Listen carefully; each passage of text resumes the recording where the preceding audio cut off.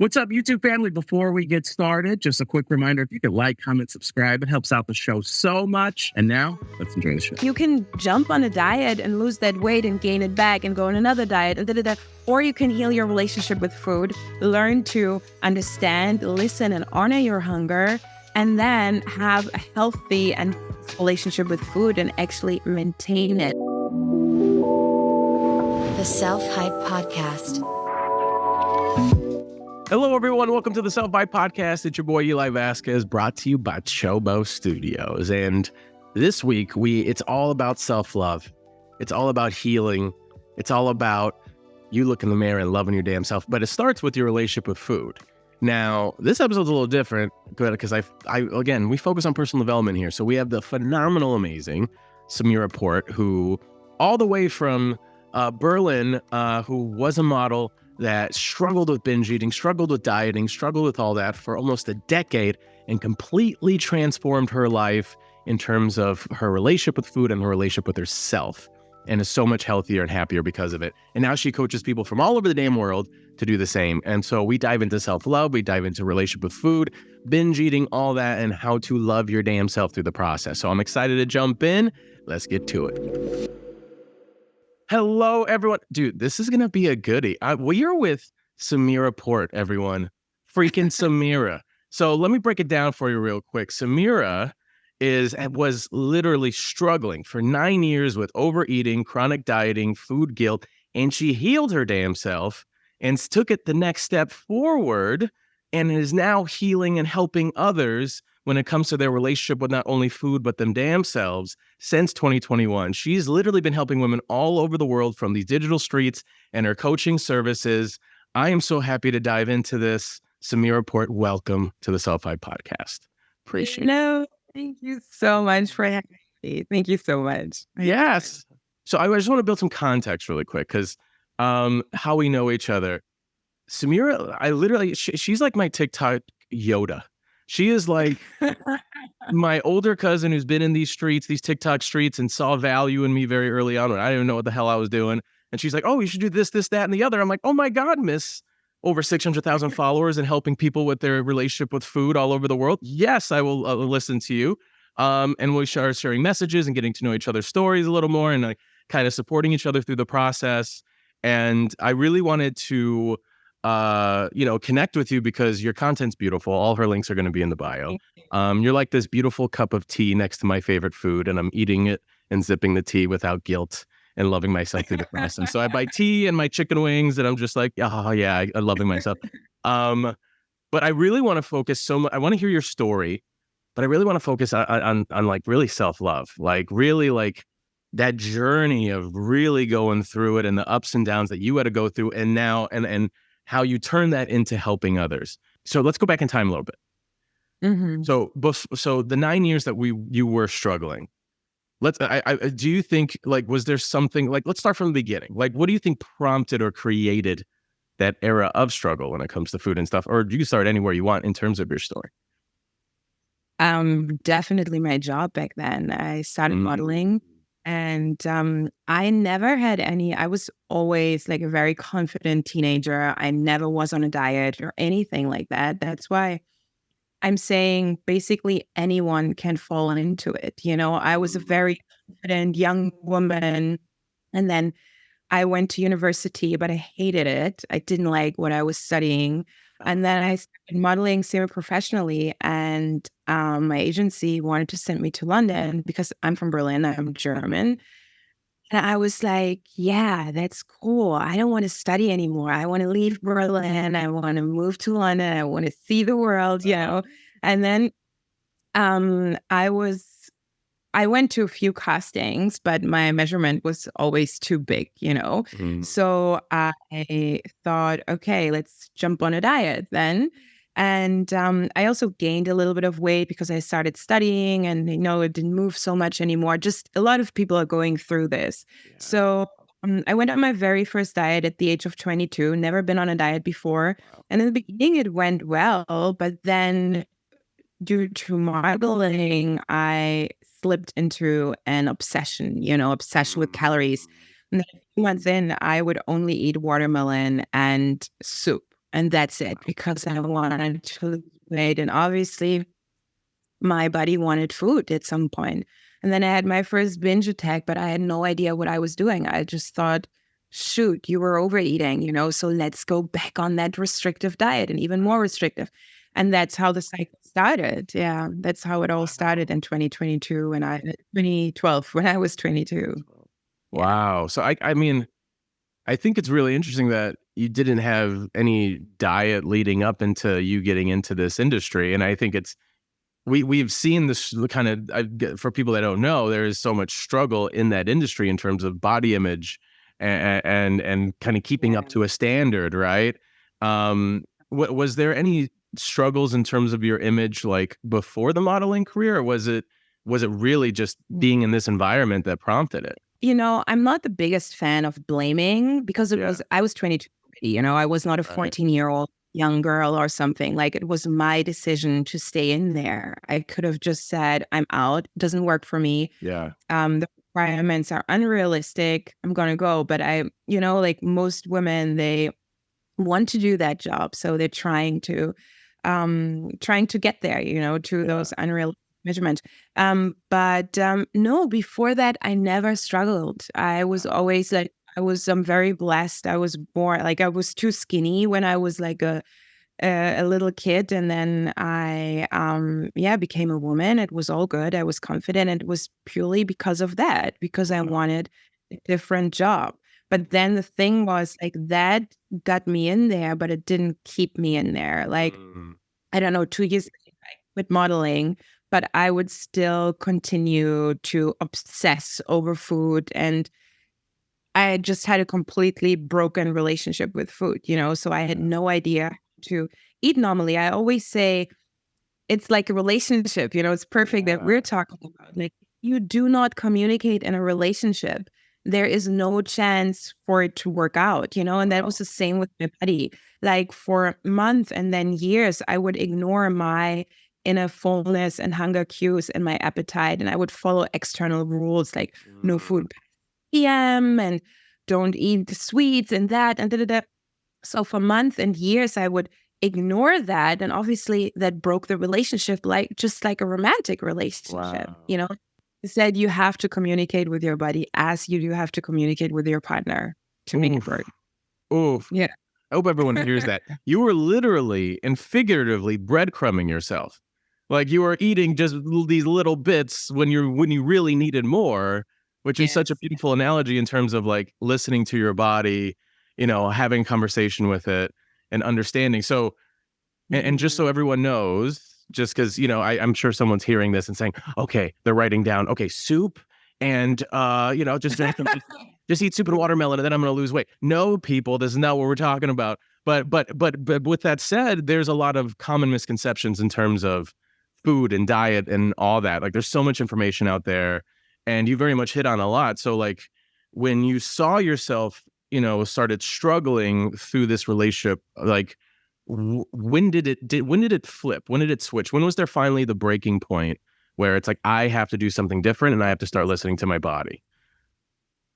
Yeah, I mean, years later. But first, I wanted to say, if someone is trying out the soup and watermelon diet, let's What's say. up, y'all? Sorry to interrupt. I know you guys are enjoying the episode, but real quick, I want to tell you about the Patreon. You could join it, so many different perks, early access. You can even ask me a question that can even get on this show. So it's all patreon.com/selfhype. Check it out. Now, let's get back to it. First, I wanted to say, if someone is trying out the soup and watermelon diet, let's say, it's not maintainable because you have a very healthy brain, and our brain takes care of ourselves. Just wants to make sure that we are nourished, So the binge attack, I'm very grateful for that. I always say I'm a failed anorexic because I wasn't able to just starve myself, which I'm very grateful for, because that would have been like super dangerous, not just mentally, but actually physically. And so I'm grateful that my brain said, no, stop, I need food, and made me binge, basically. And then in 2016, like 4 years later, in between, I became bulimic, and then I overcame bulimia. And I always thought I was healed, because I didn't suffer from the extreme anymore, but I would still have that broken relationship with food. I would constantly diet. I wouldn't be able to just eat one cookie instead of the entire pack and all that. So I kept on dieting for like 4 more years, like almost 5 more years. And then I went on vacation. Like I was there for 5 weeks, like 3 weeks on my own. And then a friend joined and I wanted to lose. That was in early 2021, I think. Yeah, early 2021. And I wanted to lose 3 more kilos and gained 12 kilos because I tried it so unrealistically that I fell back into extreme binge eating.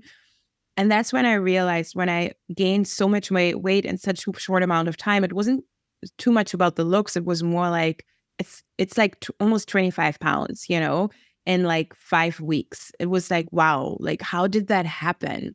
And that was the breaking point. That was when I realized, okay, you're not healed. You're dieting since 9 years. Something has to change. Wow. I mean, that's so wild. Like with Yeah. Yeah, it's just like it forces you to look at like what is going wrong, like what is happening, and then I'm sure you don't feel great either. Like I love that you're hitting on this and demystifying a lot of these things because there is this feeling of we need to eat as little as humanly possible all the time, and that's how we just shrink our weight. But it's not sustainable, and are we even happy? And like you said, you kind of shared that connection with your brain and your body. So like, what were kind of the chains you had to break in misconceptions to have work for you? Because I see your content and you're like, you know what? There's a piece of chocolate, eat the chocolate, like constantly hindering yourself. But people may say, well, I'm not supposed to. Well, I'm supposed to like I'm just because I'm hungry doesn't mean I should eat whatever. So like, what were the common misconceptions that you see that you had to demystify that ended up working for you, I guess? I mean, the first thing was I had to be brutally honest with me, because when you're in the binge diet cycle, you always say this time, this Monday, it will work. This time, like even if you're already 20 years in that cycle, you tell yourself every time, tomorrow I start over and it will work. And I would ask myself, Samira, did it work? No. And when it worked, were it sustainable, like I've reached my former goal weight many times, but since I had no idea how to eat, obviously it's like if you don't know how to walk and you run and you make it on, I don't know, you're on a race and you run, but you can't win because actually you don't even know how to walk. You might be running for a little bit, but then you fall. And that was the same with eating. So that was the first thing I had to be brutally honest with me and ditch dieting, which was really hard because I gained 12 kilos. I felt like also physically uncomfortable. Yeah. But a huge misconception, to share another, not an analogy, but another fact, basically, is that we have like diet culture taught us that we like need control to not overeat. Complete BS. Because since you were an infant, when you were an infant, you would scream when you were hungry and your mom fed you and then you stopped when you were full. So you have it in you intuitively. Like back then, you didn't have an app, you didn't have Fitness Pal or some fitness influencer telling you don't eat this, or you weren't on a diet or like a little baby, and then, oh, at 6 p.m. I can eat now. No. Your body told you when you were hungry and your body told you when you had enough. And that's basically what we have to remember, that we have it intuitively and that we have to trust our bodies, and that we can build that trustworthy relationship with our bodies.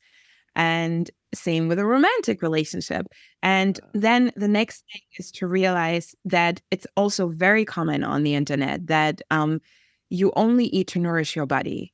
If you only want to nourish your body, then you judge yourself if you crave a chocolate croissant or something, or chocolate or anything like that, because that's not very nourishing. But we're not only eating to nourish our body, we're also eating to for appetite, because something is yummy. When I eat a piece of cake, I'm not eating it because I need energy and I'm hitting the gym. No, it's just freaking delicious. So that's when you understand these two things, then it's easier because then you remove the guilt. If you then crave a cookie, you don't think, oh, but that won't nourish my body. No, it's just delicious and I can have it. And if you allow yourself everything, because what makes you overeat is also the thought of, I'm not allowed tomorrow. I can't eat this anymore, and then you want to eat everything as long as you're allowed. So if you remove all that, you're a much bigger step ahead. That is okay. Right.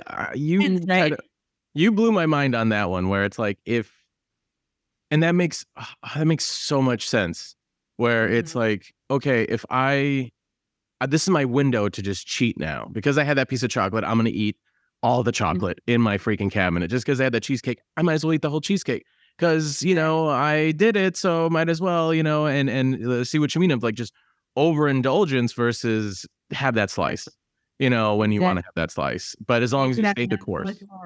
Exactly. Yeah. You could have, or 2 hours later, that freedom will make you just want to have one or two and not the entire cake. Oh my God. I hope everyone's hearing this. This is freaking mind blowing. Because I literally struggle with this too. Like and this is why, like, we talk love dating, but more personal development, if anything, and self-love. And I really focus, and this is such a huge thing in terms of food relationship, because it's so inherently of like how we view ourselves, right? And the value of what we see. And I think it's so beautiful that it's like it's really creating a lifestyle for yourself. Like, what is that lifestyle change? Because I've been in a million BuzzFeed videos in terms of weight loss and dieting. I worked with the guy who made Chris Pratt hot, the trainer, and I lost like 20 pounds in a month. And I looked, yeah, it was like night and day, but I was miserable. And he said, no, you're going to gain all this back and more, like literally probably in a couple days. This is just for you to have a look, and that's it, just to get a result. Like, this is not lifestyle. And then kind of per what you're saying is like, okay, this is an extended, elongated kind of lifestyle change that we're shifting here versus, the sprint. I feel like everyone thinks that we have to just dive it, like that's the common thing. Wow. And as even if you lose that weight, if you got there in an like unrealistic way, you still don't know how to eat intuitively and in moderation and balanced. So you can never maintain it. So you like you can jump on a diet and lose that weight and gain it back and go on another diet and or you can heal your relationship with food, learn to understand, listen, and honor your hunger, and then have a healthy and relationship with food and actually maintain it when you do a little lifestyle tweaks. If you actually have excess body weight, because I also, a big misconception is like when you heal your relationship with food or when you live food freedom, you can't have any aesthetic goals. You have to just lazy and overweight. And it's not the truth, like our body is not meant to be underweight nor overweight, like it's not meant to be size 0. Like intuitive eating will never give you like that unrealistic model figure or anything like that, but a healthy weight for you personally, that is maintainable. So, and very much what you're saying with that is like, we got to learn to walk before we sprint and run. It's like, we don't even know how to walk and we want to go to a marathon and do a triathlon, and we're just going to hurt ourselves in the process and be frustrated. And that in turn is going to make us want to retract back to just unhealthy habits. So like, okay, when you made this shift happen and you started learning about your body, like obviously you got to learn about like healthy foods and balanced diets and things like that. But you just allowed yourself to indulge here. Not even indulge, just you want to just have a slice, whatever. Was that an easy process for you, or was there like some relapsing or feelings, or like how was it to because I think that's an interesting connection of, okay, I started this path after struggling for so long, and now I started like actually sharing it on social and promoting this and helping people in the process. Like, I guess, what was that journey from shifting to then wanting to then express, and to create this mission, if that makes sense? Yeah. So before, I already started a YouTube channel and I wanted to share healthy lifestyle tips, but I still had a completely fucked up relationship with myself, so I wanted to preach, but I wasn't practicing. So I went offline for like 6 months, and that's when I healed myself. And so, yeah, it was bumpy because I was in the beginning, I still wanted to lose the weight, And so the first month or something, I still tried to lose weight as I was trying to heal my relationship with food. But I would realize, okay, it doesn't work. You have to put it aside. And so the good thing was I was always into like nourishing, healthy food, but I wouldn't eat so I always say I have a Pinterest folder, and for years I would save like delicious meals on there, like avocado toast with like eggs and I don't know, just amazing, nice, really good looking meals. But I would never eat that because when I was dieting, an avocado toast with eggs seemed too many calories for me. But when I was binge eating, I wasn't in the mood for avocado toast with eggs. I wanted cake and cookies and Exactly. So what I was doing, I was finally just allowing myself to cook with butter and to create taste, and have all those tasty, nourishing foods. And when I wanted to eat something sweet, I had the freedom to. And yeah, the beginning wasn't easy. I would still judge myself, but it took a few months. And then, I was realizing I came home and then I went right upstairs to my bedroom or to the bathroom and not to the fridge, and I realized, wow, well, I don't know. I was hungry and I just ate what I had at home. Like before I would scroll through Uber Eats for hours and hours, because I craved so much. So these were the things I realized that I actually was healing, and then I thought, this life is so much better. Like you don't have to diet. And I thought, okay, I'm going to share this, like, because this is my actual story. Like, why do I have to share more like stupid, healthy lifestyle rules everyone is sharing? I just be myself, Yeah. And then what paid off was when I did those POVs, just showing what I went through, Mhm. and these like biggest video hit like over like 21 million or something. Wow. And I realized there is so many people in the world struggling with it, because I'm not talking about the extreme. Like what is very known is like the extreme, like anorexic or bulimia. Mhm. But a lot of people are in between that look normally, that work out, but that are overthinking a cookie and calculating in their head. Like they don't look overly skinny or overweight or anything, but in their head, they're so messed up, So I wanted to reach them. That was me for so many years. That's so beautiful. And thank you so much for having the audacity to do it, to have the courage to do so, because it's a very vulnerable topic, Yeah. to hit on and share those struggles and difficulties and see the other side of it. And you're totally right. Like everyone is like, okay, I got to eat broccoli every day, or like I got to do, it's like I got to do this, I got to do this, I got to do this. But just being able to release that tension and just flowing with your body, and like you said, having a relationship with it. I can't help but ask, like, through this process, and I want to dive into the mission and the content and all that. But like, I'm sure there's some people listening, and it's like, okay, I'm diving into this, but the pressure of society and the pressure of comparison and the pressure of just this industry saying you have to only do X, Y, and Z. I guess in terms of how you view yourself. I mean, because it's easy to follow the course and then you kind of see society as what it is, and then you feel like you're ugly, or you feel like you're fat, or you feel like this. So I guess, how did you manage to kind of stay the course in that mindset, or is it just like really seeing results and owning how you feel? Like, you mean mindset and what? Yeah, like just like, how do you stay the course when there's so much pressure to looking as skinny as possible, to looking as thin as possible, to like, because it's really, I'm sure some people are struggling with the idea of allowing yourself to have that piece of cake, because of what they see in on TV or in the ads or in the, the models or whatever. Like, I have to look like that as fast as possible. And I feel like it's a slippery slope to like fall back into, of self-hatred. So like, or judging yourself. So how, in terms of like, in the relationship of how you viewed yourself, and how did you stay afloat in terms of loving yourself and staying the course with this? Like, the thing is, you should ask yourself, what is more like, do you want to be like when you go out for dinner, to dinner with friends, do you want to be present in the moment and make memories and Mhm. if maybe you have kids, you want to spend time with them, seeing them growing up, like creating memories or like following your dreams, just having mental headspace. Or would you rather be unrealistically skinny but miserable? That's basically because what you see the models like.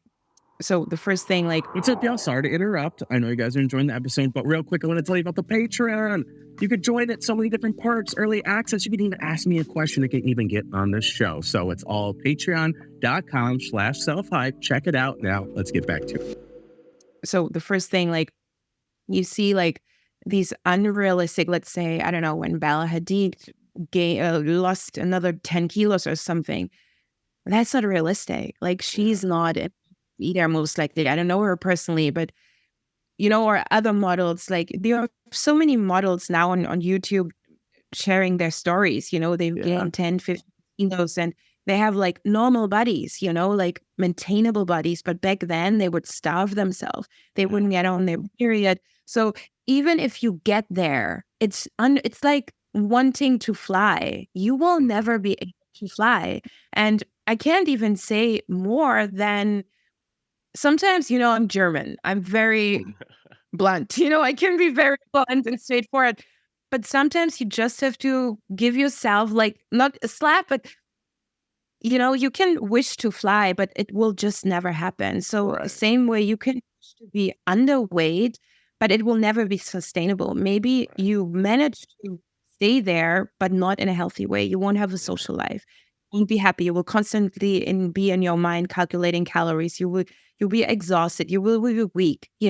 Like, is it worth it to look a certain way when you feel miserable inside?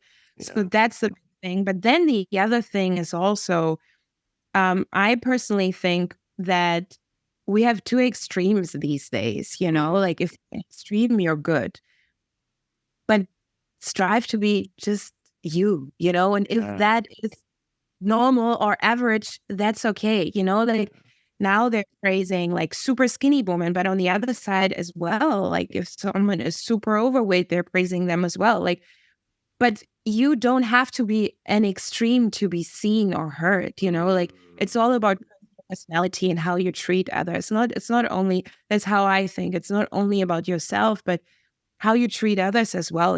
That's how you get it back, and that's beautiful. That's so much more worth. I love it. And it just makes me think of myself. I'm like, yes, men struggle with body image as well. We don't talk about it, I don't think, enough. But, I'm Puerto Rican. I'm a voluptuous Puerto Rican man. I got thighs for days. I got amazing ass. But I grew up as like a skateboarder kid. Like, so everyone I looked up to were like skinny chicken leg white dudes in skinny jeans. I could not fit in no damn skinny jeans for the life of me. It wouldn't pass my calf. But it was so much self-hatred because of it, because I felt like I had to look a certain way, which, really it's genetics. And in terms of as well, when I did that body transformation, and Chris Pratt being a Marvel superhero guy and all these other people, they have a whole, I kind of sat with the idea of like, wow, this is what it takes, and I'm miserable, and I'm not getting paid millions of dollars to do it, and I don't have a team to make me food, and I have a team to build this, and I'm not getting paid to look like this, and I'm not getting millions of dollars to do so. So it is unsustainable in that way. And you really could learn to appreciate how you do look. I'm a rugby player. That's what I am, and it takes, this is how we make a beautiful world of these different bodies and where they come from and everything else. I love that you're hitting on all this, because it really just lets you just look in the mirror and just love every curve and every space of it. So that's phenomenal. So everything you're saying makes a lot of sense of why you're so successful with what you do. And I want to talk about that mission, because I'm like, you said you had a YouTube channel. I found you on TikTok, and you have such a beautiful community there. Like, talk to me. When did you know that this was going to be your mission in terms of, healthy eating and relationships and self-love and all? Like, when did that kind of unravel for you? Like, how did that happen? When those videos like hit millions of people, because I've realized then this is not about you. This is about helping people. In the beginning, I was just trying out and seeing, TikTok to me, oh, let's see. And oh, that's fun and da-da-da. But then I realized there are so many people out there struggling. And for so many, I've been completely clueless because I only had, like, I didn't have anyone that got me, because I wanted to weight and lose weight and lose weight. And I didn't want to heal my relationship with food because I thought, oh, I didn't even know that I had a problem. But I thought if I heal, then I will gain weight and I won't look good. So I wanted to share that message that it's not a crime wanting to feel like physically good in your body. That's not a crime, but you can get there the healthy way and you don't have to do it in the miserable way. And I also just wanted to share ways that actually work, now I've worked with so many women that tried so many different things for years. And like, I have a course and a program and what I share in there, but also my ways, I don't care about too much about your past. Like, of course it is important, but we all have our reasons why we got in there, but that's not the reason why you're still in there. The broken relationship with food and your body is why you're still in there. So you do not have to make things dependent. You don't have to first get the new job or the new relationship or be happy all the time in hopes to stop overeating. No, you can heal your relationship with food and then with much more headspace and mental energy and confidence because you've done that. You can get the new job, the new boyfriend, your husband, whatever,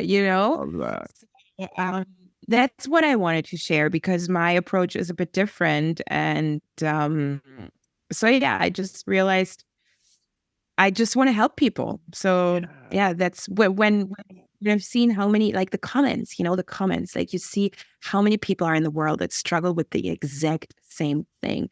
Like my POVs, my personal past.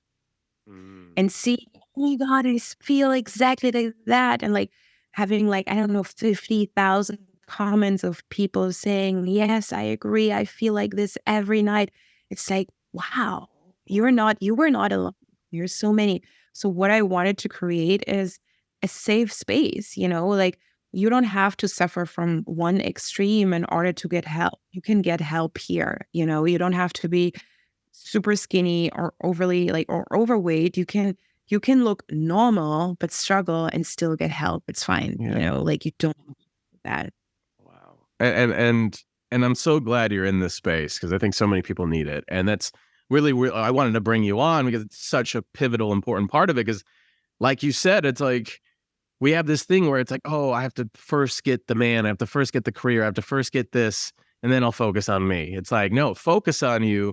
So you feel healthy, mind, body, spirit. So it gets you at your prime state to receive what you really need to, right? Like if the person feeling sluggish and out of it and not maybe self-deprecating, and then what you find someone who hypes you up that maybe is a red flag potato that you shouldn't be with anyway.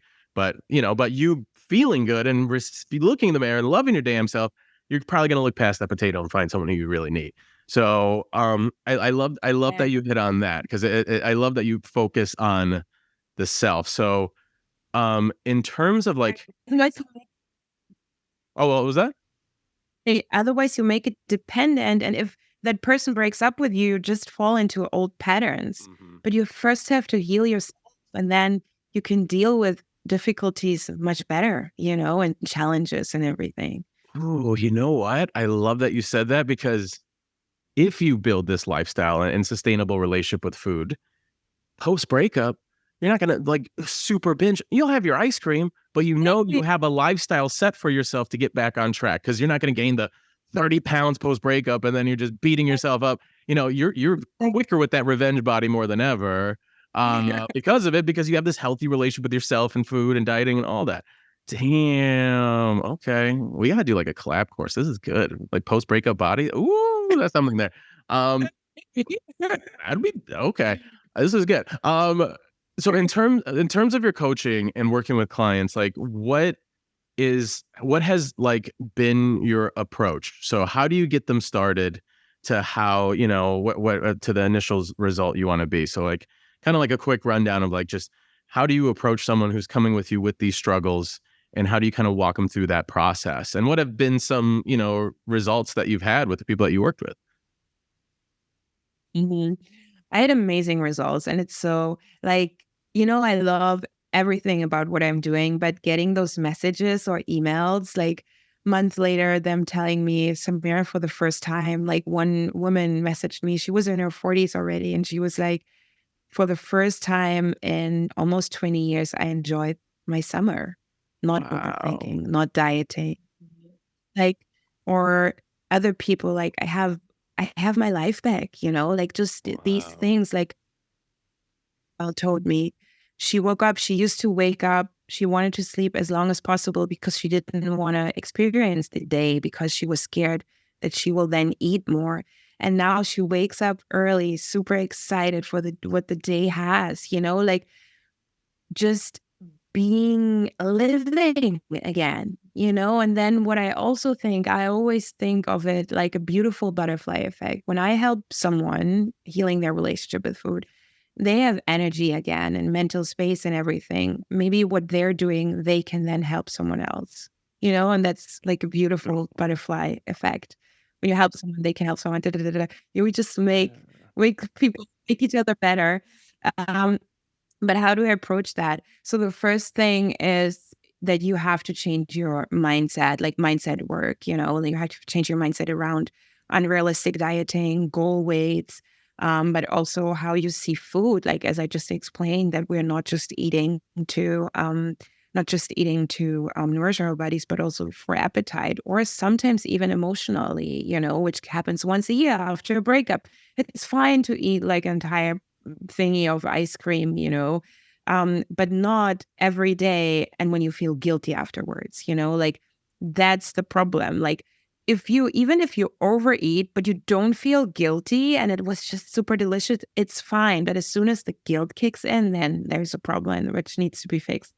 So that's the first thing, mindset, And then the next thing is you have to understand what is even happening. Why is this even happening? Why can you not control yourself around food? Why do you feel addicted to food? What's actually going on in your brain? So I give them a lot of knowledge because I don't want to talk with them about their past or anything. I want them to focus on what they can change. And if they just look back and back and back, like the devil wants to keep us in the past, look forward, and be Yeah. present, but don't look back. Um, Obviously, if there's heavy trauma or something, yes, then you have to work through it. But for just to heal your relationship with food, so yeah, I give them a lot of knowledge, like scientific facts, what's actually happening in your brain, and then it's all about body reconnecting, like reconnection. It's learning to, as I said, it's like dating. You have to date yourself. You have to date your hunger, fullness. You have to get to know it. You have to try out what foods do I actually like. Maybe I'm more a rice person, or pasta person, or I don't know, or more pasta over rice. But for years I've been following those rules. I don't even know what I like. So you try that out. And then I go in with them into practicing what they've just learned. And that can take weeks or months even. And then it's just a natural process, like they're getting better every single day. And then I don't know, like a few months later, they realize, wow, like I don't have this anymore, cravings, or I don't overthink this anymore, or whatever. Yeah. God, that's so beautiful. And it's working. I love that you get to receive that. Yeah. I love that you're building and that's really like this impact. It's like followers is not, I don't see it as like cloud. I see it as like validation that you're making an impact on people's lives. Like it's working, like this message is true and it's beautiful and it's come from something that's real. And it's so amazing to hear the process and hearing you helping these amazing people. God, I love this stuff. I will say it again. Thank you so freaking much for being a part of this. All the way from across the pond over there. I know it's nighttime for you. How can we connect with you? How can we reach out to you? How can we join this mission and experience of healthy relationship with eating and everything else, and then follow you and support you? Definitely my YouTube. I want to go back on YouTube and Instagram, Samira Port. and just my website. I have a blog where I share a lot of like free stuff, and tips and like just thoughts on things. And or TikTok, all SamiraPort.com, and all my social handles are Samira Port. So yeah. I love it. So everyone, you heard it here. Follow this woman. She's freaking phenomenal. I just want to hit it again. Thank you for seeing value in me before I saw it in myself. I really appreciate that. Those are few people you find in your life. You didn't even know me, but you saw something in me, and you're like, oh, you should try this. You should do this. You didn't have to say that. You didn't have to message me. You didn't have to say those things, but you did. And I think it says so much about your character and who you are as a human being and how much you care about others, which was why you're so successful in what you do, because it's real and it's meaningful. So thank you for helping me. And even helping me in this damn podcast. I literally blew my mind with some of the things you were saying. I can't wait to jump into it. Go ahead. Yeah. But again, thank you so much for being a part of this experience. I really appreciate it. My pleasure. No, I'm really happy that, that things work out for you so well, because I saw that and I was like, you should do this. And these videos are so good, but good like this and that. Yeah. It's amazing. I love it. Yeah. I looked at my old TikToks. I'm like, oh my God, I didn't know what the hell I was doing. And my afro was looking all crazy. I was like, ooh, okay, progress. Love it. But either way, follow her, support her, and all the things. Thank you so much again for being a part of it. Great. So much for having me. So thank you for listening this week. Samira's freaking dope.